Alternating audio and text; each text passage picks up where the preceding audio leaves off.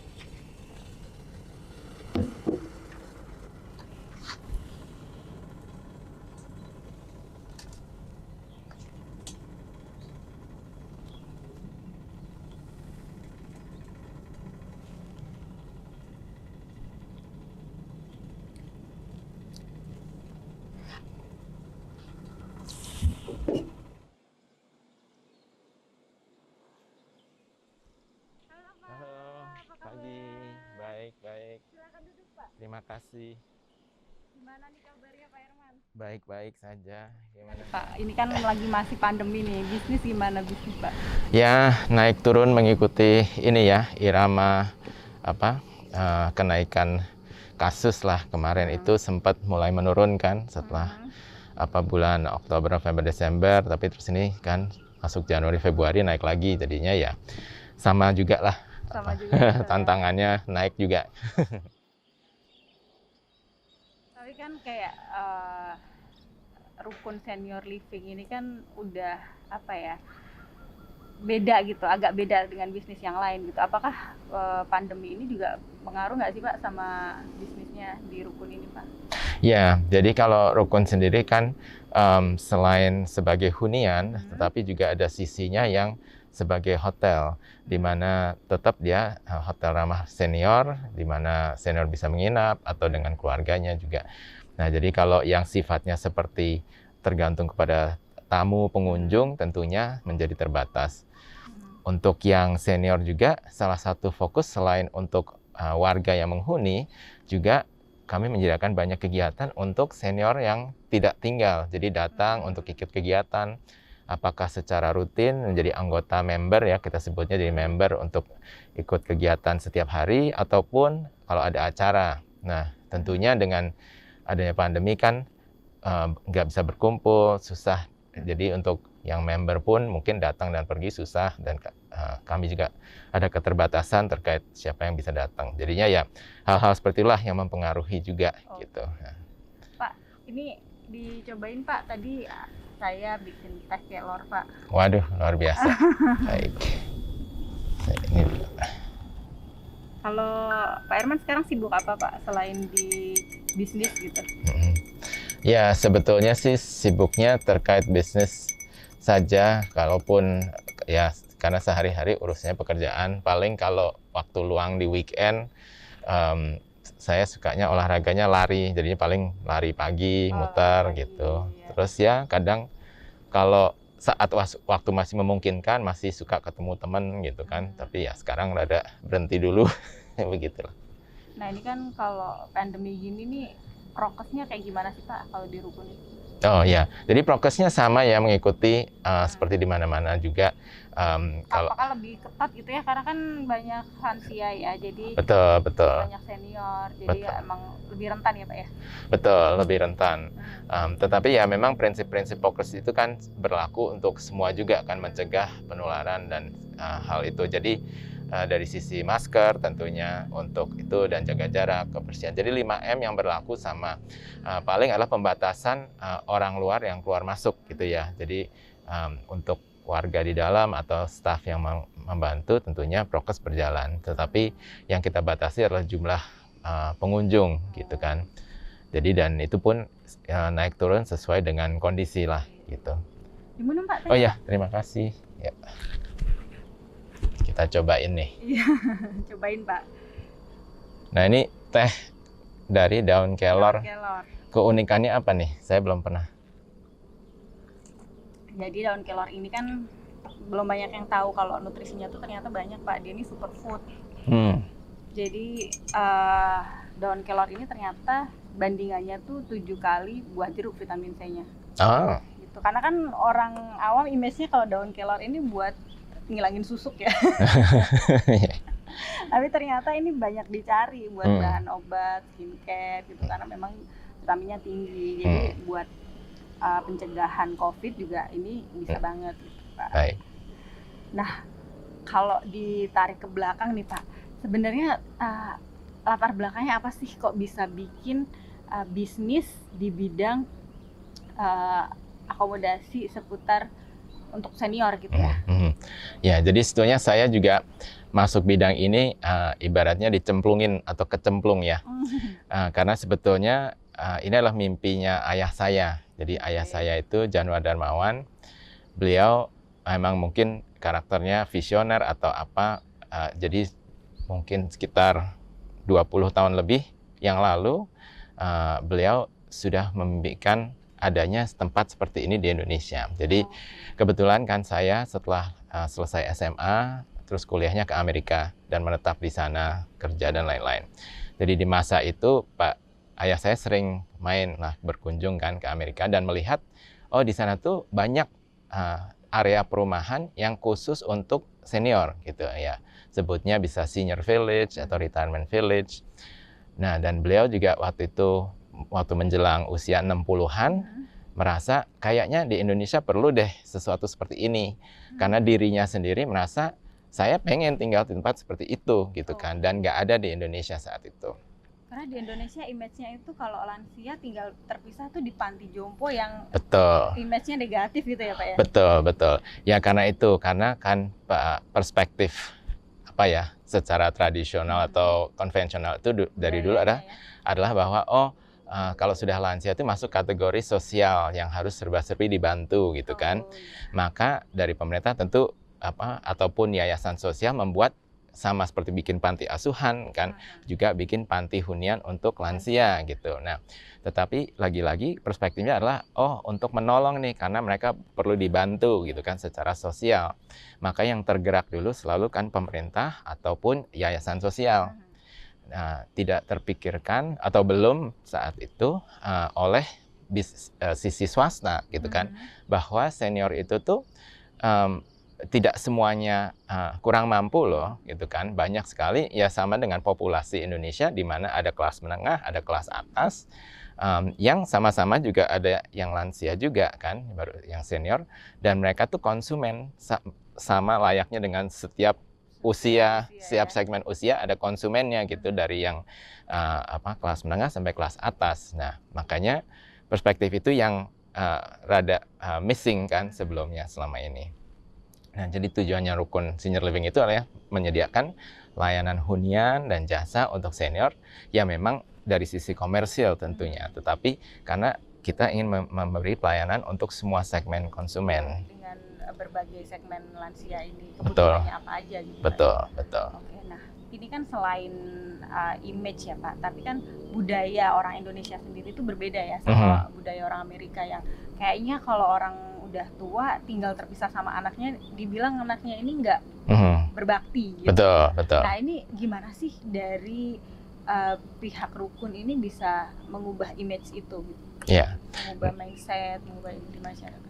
Betul. Nah, jadi kalau untuk PR mengubah mindset itu, terus terang mungkin peran rukun sendiri cukup kecil efek dari itu, karena itu faktor budaya ya kan. Faktor budaya itu dipengaruhi oleh banyak hal di masyarakat itu sendiri kan, pola pikir dan lain-lain. Nah, jadi cara rukun hanya bisa mendobrak saja gitu ibaratnya ya, mendobrak paradigma. Nah, caranya bagaimana lah itu dengan membuat satu fasilitas sarana hunian yang dikhususkan untuk senior, tetapi dengan kualitas atau bentuk dan kombinasi layanan yang berbeda gitu, berbeda dari sisi cukup berbeda dari yang existing kan. Orang taunya hunian lansia itu itu panti jompo sosial segala macam. Mungkin ada saja tentu yang fasilitasnya sederhana, tapi ada juga yang cukup bagus yang didukung oleh yayasan yang donornya banyak gitu. Jadi fasilitas cukup bagus. Nah, di saat itu kita merintis rukun senior living, kita melihat yang existing dan membuat sesuatu hal yang lompatannya harus cukup tinggi. Ya, jadi misalnya oke lah, gedung sama-sama kualitasnya sama, tapi dia nggak punya kolam renang. Nah, kita punya kolam renang gitu misalnya. Jadi kan fasilitas yang ini ya lebih bagus gitu ya. Betul. Dan layanannya, mereka tentu ada layanan kebersihan kamar dan lain-lain, tapi mungkin layanannya setara kayak rumah tangga. Kalau kita masukin layanan standar hotel.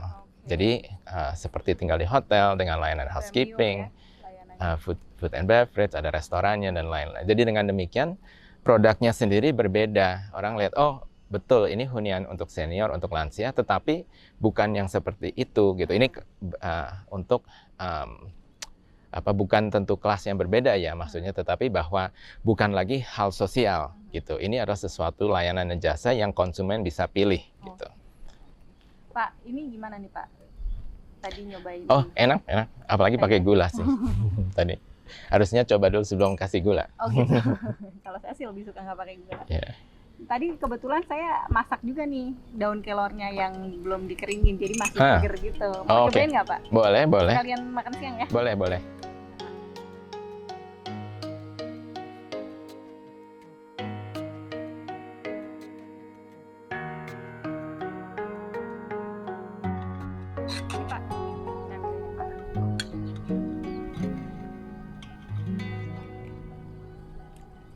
Ini dipepes sama tahu Pak. Biasanya kan tahu aja ya kalau orang Sunda. Nah ini kita ada telur asin sama daun kelornya. Oh, cuma ditebar gitu ya? Iya.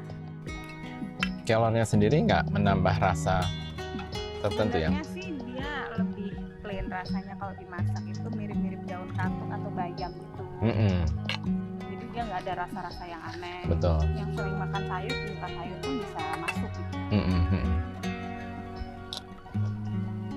Berarti masih bisa terima ya Pak ya daun bisa. kelor ini?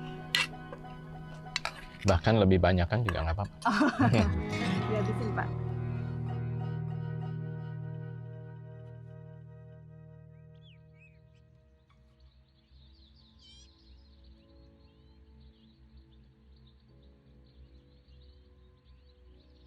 Pak, tadi kan Bapak bilang kalau pekerjaan ini memang harus dilakukan dengan sepenuh hati gitu ya.